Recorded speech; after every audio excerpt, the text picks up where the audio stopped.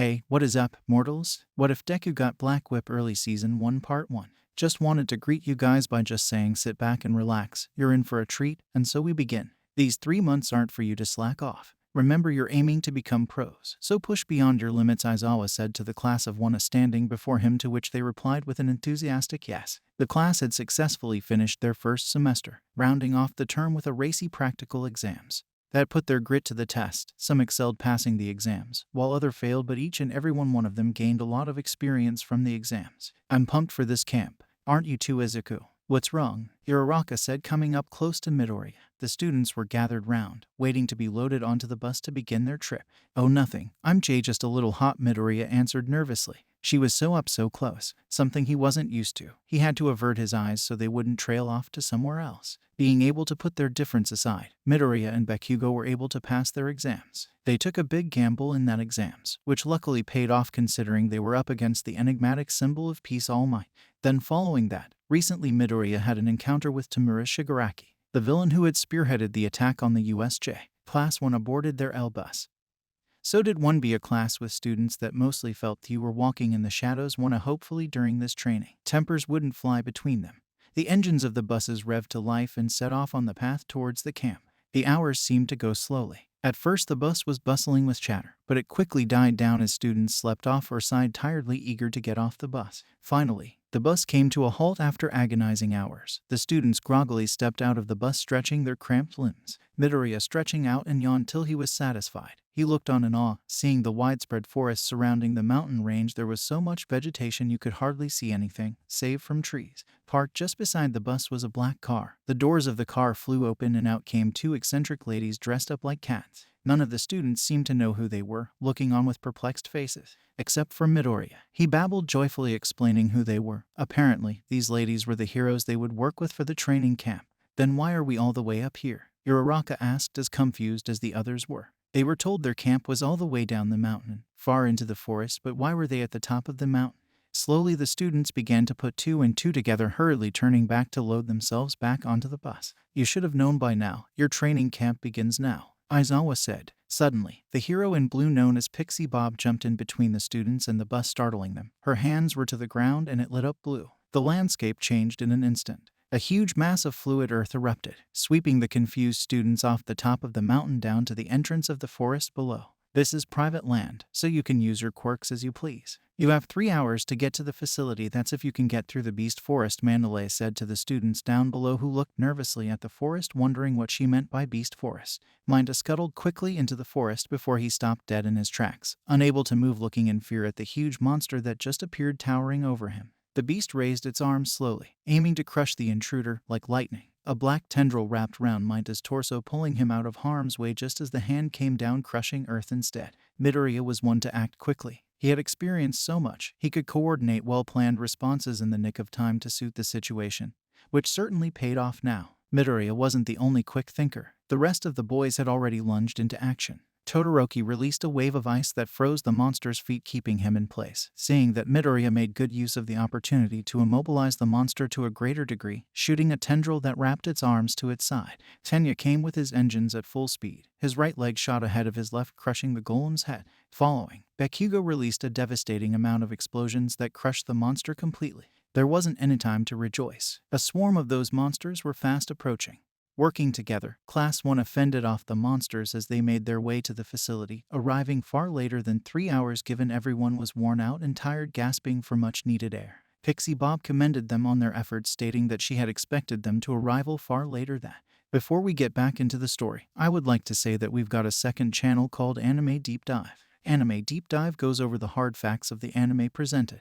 Now, in case you guys didn't know, we have a third channel called Anime Theory. Anime Theory mainly focuses on a large variety of mind-boggling anime theories. If you are interested in content like this, please go check the description below or click the eye icon in the top right corner. Now, with that out of the way, let's get back into the story. The day was over. Aizawa told the class to get needed rest as their real training would begin the next day. Good morning, class. Today we will begin a training camp that will increase your strength, Aizawa started, admonishing his students at the break of dawn. The training was geared towards drastically improving their skills and quirk prowess within a short period of time.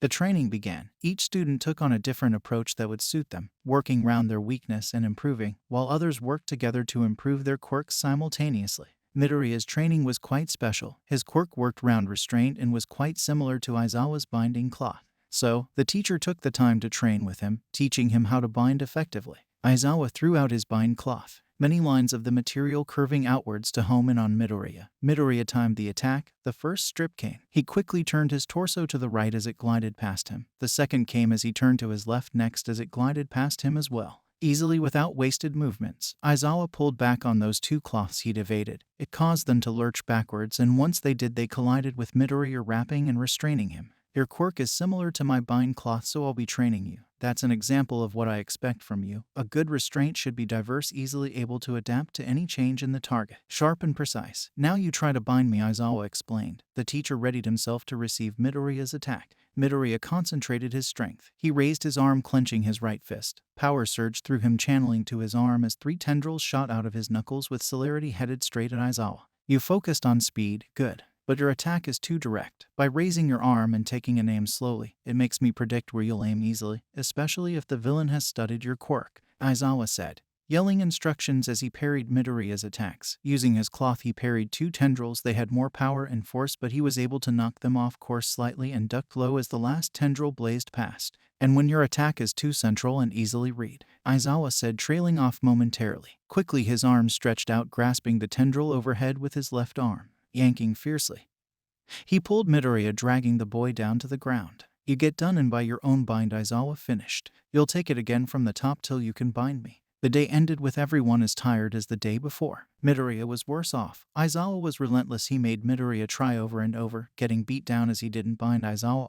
The teacher promised they'd continue the pattern till he succeeded. The students set off to make their meal with the ingredients provided to them, munching down hurriedly and greedily. The goal was to fill their bellies. Taste was irrelevant. The third day came. Everybody went to their respective training site and went at it furiously. Aizawa stood intimidatingly over Midoriya, who laid in the dust. Their sessions continued, and instantly he'd noted rapid improvement in Midoriya. He'd taken the advice, and now his attacks weren't as central until they needed to be. The tendrils curved round in an uncertain trajectory.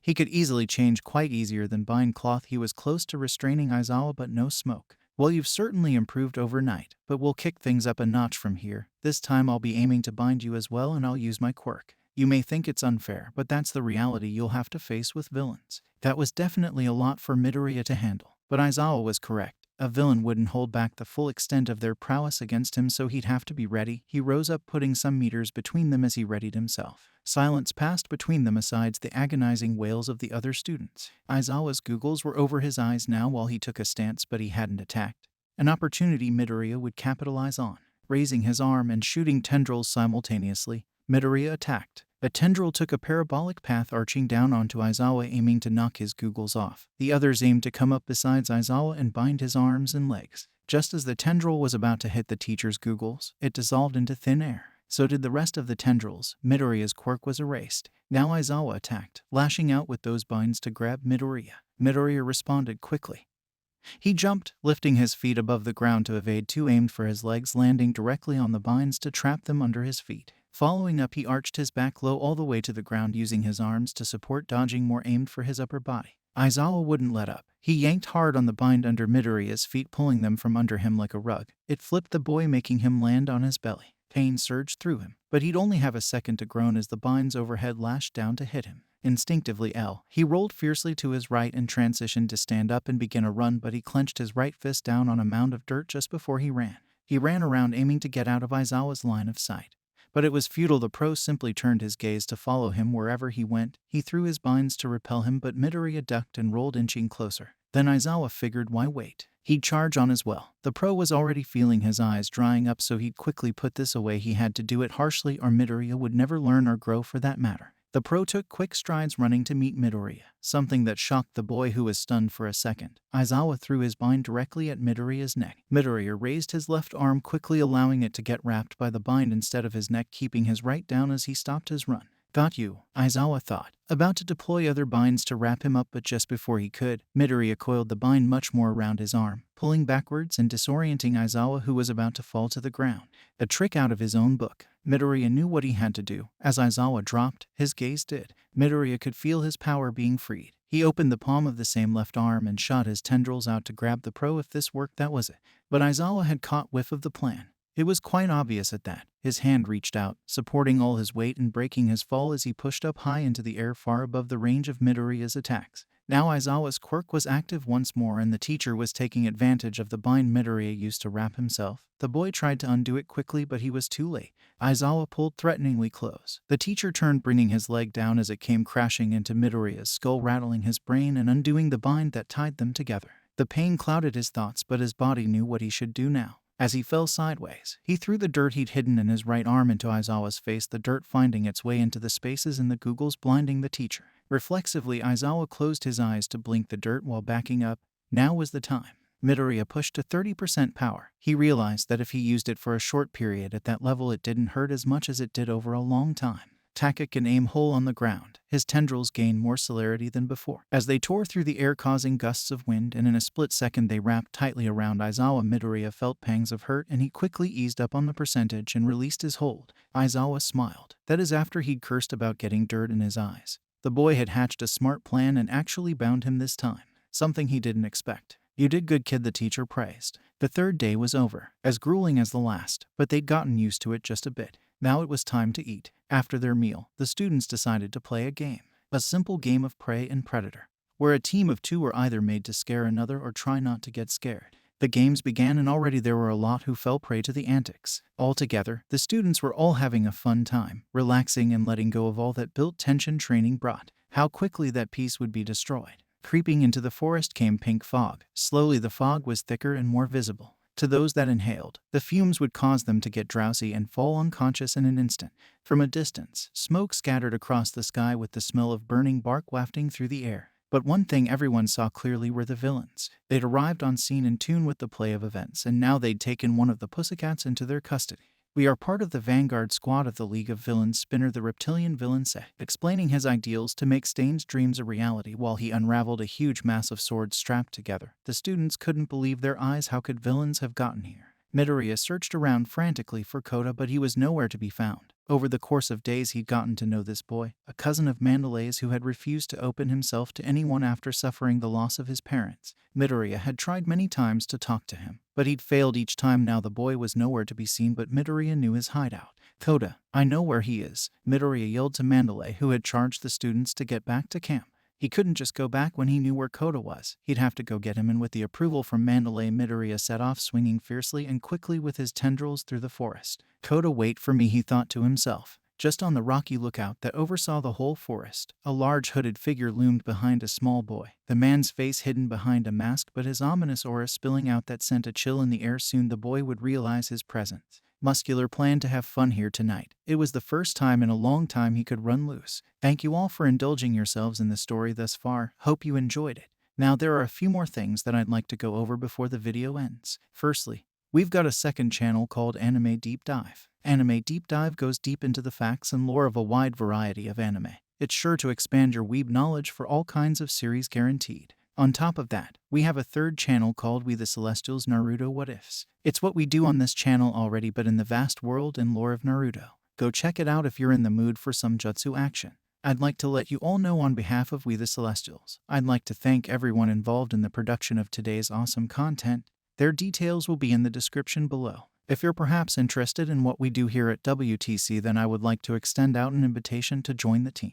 The only caveat being we only accept members 16 and older to join our crew. You can find us on our Discord, which you can locate in the description below. Our Discord is an all-around fantastic place to be, whether you're a fan or looking to join our band of misfits. All you gotta do is hit up the recruitment server and sign up for whichever category of work that fulfills your interest.